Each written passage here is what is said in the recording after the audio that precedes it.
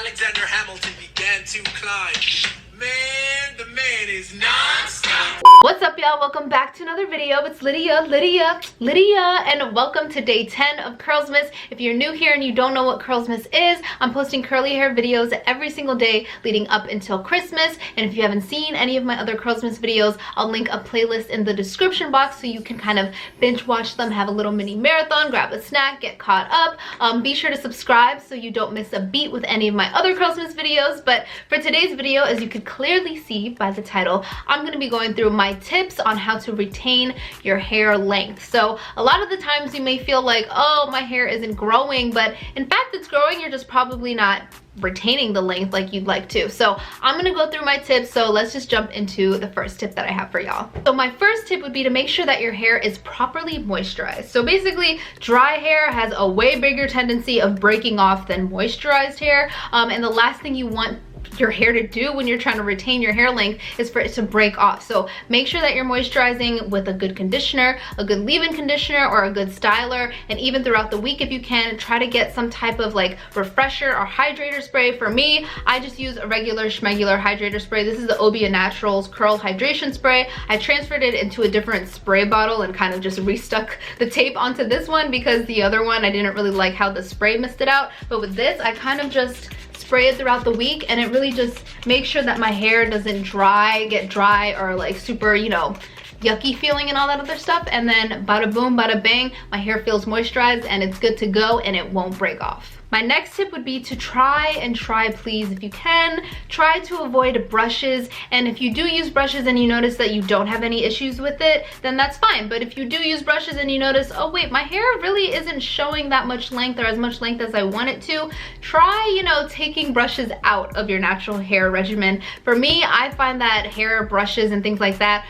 really tear and pull apart at my hair and also can break at my hair as well. So that's, like I said before, the last thing you want when you're trying to retain your hair length is for it to break off. So for me, avoiding brushes and things like that and combs, I kind of just stick to my fingers and I try to be as gentle as possible. And if you do use a wide tooth comb, that should be fine. Just make sure you work in small sections at a time and you're super gentle, and you start from the bottom and work your way up. If you do use a brush, don't ever start from up here and just go like, because all it'll do is just cause a lot of tension, a lot of friction, and a lot of breakage, and that's the last thing you want. My third tip would be to try and use more low manipulation hairstyles, whether that's just like a 2-strand twist and you just rocking your hair like that, doing a wash and go and letting your hair rock like this.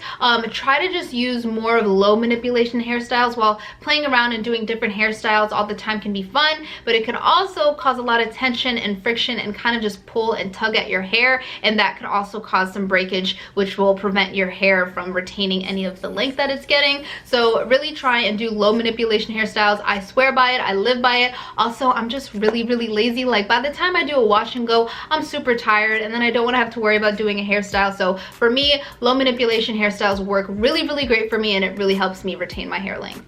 My next tip, and this is something I've said in the past, satin is your best friend. Like, say it with me, y'all. Satin is your best friend. Satin, silk, things like that. For me, when I'm chilling on the couch and I'm just sitting back, I don't ever just sit on the couch and just lay right back, because my couch, I don't have a silk couch. That's just probably really hard to keep up. But what I do is I take like a satin pillowcase, put it on the little back of the couch, and when I lay back, my head is leaning against some good old satin or silk or whatever. It really helps from my hair from breaking off, because I noticed from the past, whenever I would just lay on the couch or lay on the pillows or whatever, and I didn't put like a satin pillowcase, I would get some like friction and tension, and it would cause a little bit of breakage every now and then. But for me now, I'm just super extra on my couch, or whenever I go on my couch or whatever, I always try to put some type of satin pillowcase on the back of the couch or on the pillow if I do decide to lay down. So that's definitely a big tip that I would give to y'all. If you do have some extra satin pillowcases laying around, definitely do that.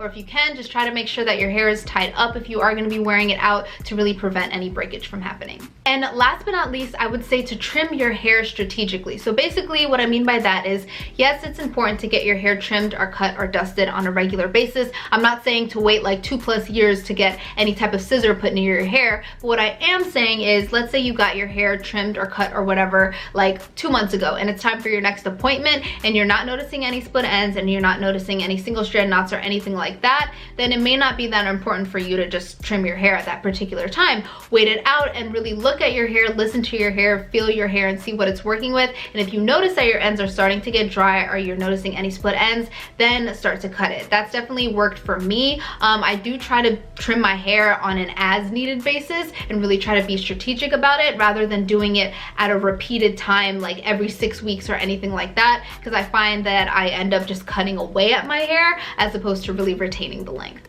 But yeah, those are basically my tips on how I retain my hair length. I hope you all found this video helpful or informative, or you learned something new, or you take something away from this video. If you have any other hair length retention tips, comment them down below. Help a sister out. And if you made it all the way to the end of this video, be sure to comment the word retain down below, because we really try to retain our hair length. Granted, there's nothing wrong with short curly hair or, you know, long to the floor curly hair. All of it is all beautiful, but I just know some people tend to struggle with, you know, really retaining their hair length and things like that. So like I said, I hope this video was helpful for y'all. If you made it to the end, comment the word retain down below. Give this video a thumbs up if you did enjoy. It really helps me out, and be sure to subscribe so you don't miss any CURSLMAS videos. I will love you if you do. I won't hate you if you don't subscribe, but I will love you if you do. And be sure to share this with a friend as well. But thank you guys so much for watching, and I will see y'all in tomorrow's video. Peace.